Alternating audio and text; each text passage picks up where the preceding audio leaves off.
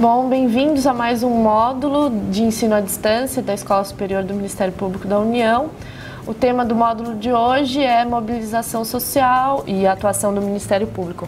Eu vou apresentar para vocês uma pesquisa que eu desenvolvi no SEBRAP, no Centro Brasileiro de Análise e Planejamento, para o Ministério da Justiça, mais especificamente para a Secretaria de Reforma do Poder Judiciário, que aborda entidades de defesa de direitos da sociedade civil que se utilizam do Poder Judiciário e a relação dessas entidades com o Ministério Público e com a Defensoria Pública. Então aqui o objetivo também é apresentar uma perspectiva das entidades da sociedade civil de como que se dá a interação com os órgãos do Ministério Público e da Defensoria Pública. Por que eu estou apresentando esse trabalho para vocês? Porque eu acho que seria interessante vocês conhecerem a grande diversidade de entidades da sociedade civil que se utilizam do Poder Judiciário, que trabalham com esse tema. E isso é uma vertente também do tema do outro módulo que a gente estava discutindo sobre judicialização da política. Então, quando a gente estava falando de judicialização da política, um dos fatores de judicialização da política seriam os atores, aqueles agentes, aqueles que levam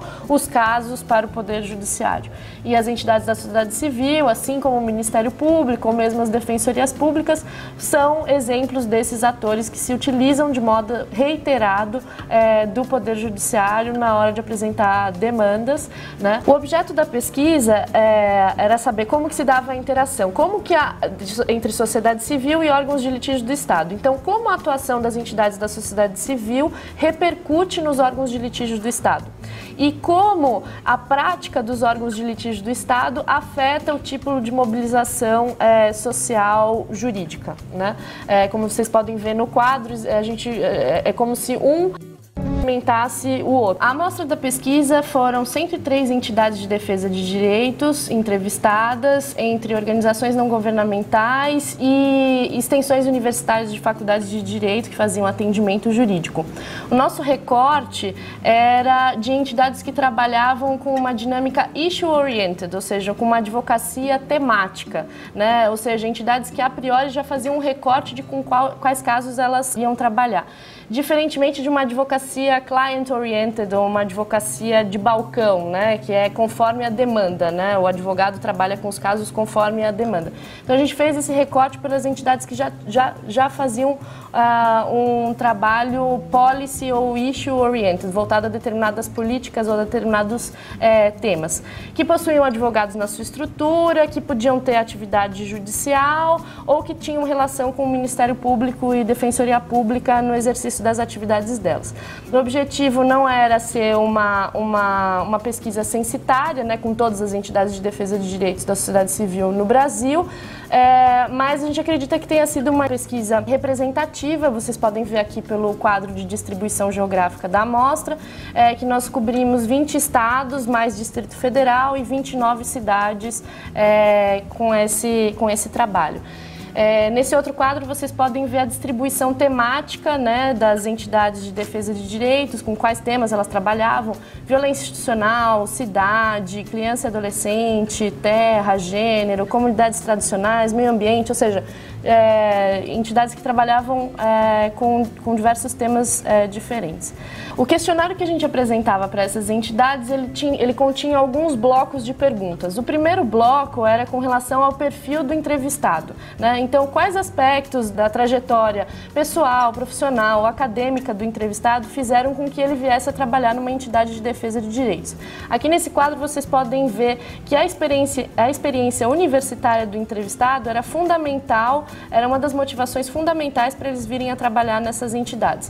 Então, ter feito parte de extensão universitária, ter desenvolvido atividades de pesquisa ou ensino, participado do movimento estudantil, tudo isso fazia parte da motivação dos entrevistados de trabalharem com essa advocacia, com esse perfil temático, né, nas entidades que a gente recortou. Outro bloco de perguntas era com relação ao perfil da entidade mesmo. Quando ela foi fundada, qual era a trajetória da entidade, como que as atividades dela foram mudando ao longo do tempo. E aqui nesse outro quadro vocês conseguem ver o histórico, né, ou seja, a maioria das entidades que a gente entrevistou foram criadas a partir da década de 80, 90. A gente também queria saber qual era a composição dessas entidades, né, algumas as entidades tinham muito mais uma composição de voluntários, sem tanto corpo fixo ou administrativo.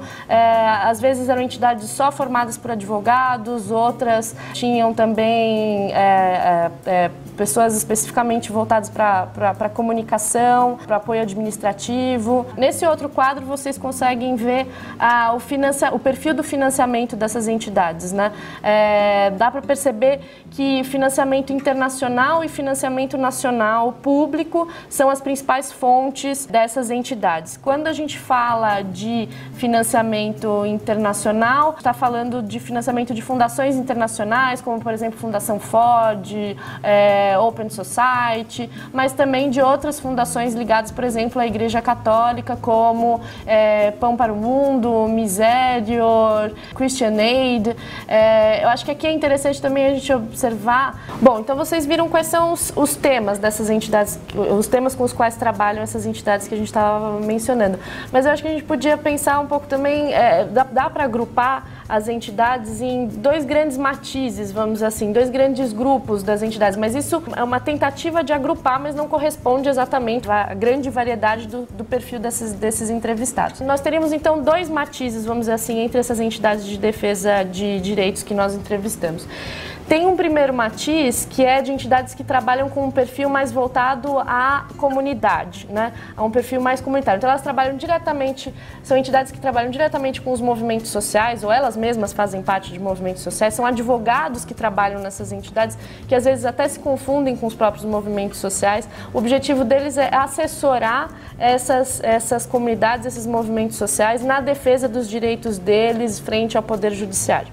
E existe um outro perfil, vamos dizer assim, de advocacia ou de entidades que seriam entidades com um caráter mais profissionalizado, com uma estrutura variada de funcionários, não só voluntários, que não trabalham necessariamente com uma lógica de voluntário, mas sim de funcionários mesmo dentro das entidades, que trabalha com outro discurso do que eles fazem, que é um discurso de litígio estratégico, e o olhar deles, mais do que voltado diretamente para as comunidades, às vezes é mais voltado aos próprios órgãos do Estado, ou como o Poder Judiciário, ou mesmo executivo ou legislativo, né? Então são dois matizes, são duas perspectivas diferentes de olhar e de trabalho da advocacia. Uma mais voltada que trabalha dentro de um discurso que envolve assessoria jurídica popular. Eles se autodefinem como trabalhando com assessoria jurídica popular, que envolve educação popular, tem raízes e ligação com, por exemplo, a teologia da libertação na Igreja Católica,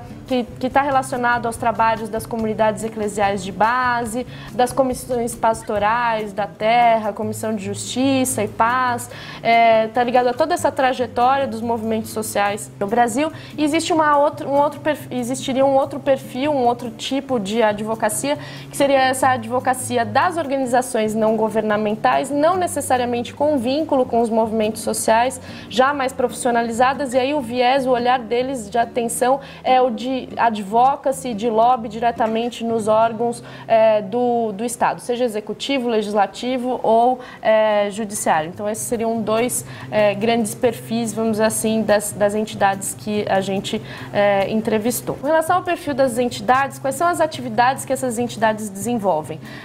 Elas desenvolvem desde atendimento jurídico, atividades diretamente ligadas às comunidades, comunicação, pesquisa, publicação, atendimento psicossocial, isso tudo vocês podem ver aqui nesse slide. Os âmbitos de atuação delas são legislativo, executivo, conselhos participativos, então aqui vocês conseguem ver o perfil das entidades. Quando elas trabalham com atividade jurídica, aí aqui vocês podem observar nesse outro slide, o que elas fazem, quais são os tipos de atividades. Elas se dedicam a ações judiciais, principalmente ações judiciais individuais e coletivas, como, bom, também foi o nosso próprio recorte de pesquisa, mas também a orientação jurídica, mediação, conciliação ou mesmo acompanhamento processual. O que deu para observar, quando a gente perguntava como é que mudou a atividade dessas entidades ao longo do tempo, é que houve um processo de coletivização no trabalho dessas entidades. Então, se a princípio elas trabalhavam apenas com atendimento de casos individuais, naquele modelo de uma advocacia de balcão, né, conforme conforme a demanda que é recebida, ao passar do tempo elas começaram a trabalhar com casos que fossem paradigmáticos, ou seja, representativos de determinados temas, ou casos de impacto coletivo, né? Ações coletivas, ações civis públicas. Então houve um processo de mudança também do tipo de advocacia que essas entidades desenvolvem. Os métodos de atuação dessas entidades, como vocês podem ver aqui no slide, são variados. Tem desde pesquisa, lobby no Poder Judiciário, advocacy, né, no Poder Executivo, no Poder Legislativo, articulação, mobilização social. Então, elas empregam diferentes métodos. Isso tudo para explicar um pouco o perfil das entidades todas que nós estávamos entrevistando, mas a parte mais interessante para essa aula é a interação dessas entidades mais propriamente com o Ministério Público e com a Defensoria Pública. As formas de interação que nós observamos foram formas de complementaridade, às vezes antagonismo e às vezes ausência de relação entre essas entidades de defesa de direitos da sociedade civil, Ministério Público e Defensoria Pública. O objetivo de comparar, de saber quais são essas formas de interação entre as entidades de defesa da sociedade civil, Ministério Público e Defensoria Pública, nós tínhamos uma percepção inicial de que existe um âmbito comum de atuação, que pode se dar de atuação, de advocacia, de uso do Poder Judiciário, que pode se dar tanto por parte diretamente das entidades da sociedade civil, quanto por meio dos órgãos de litígio do Estado.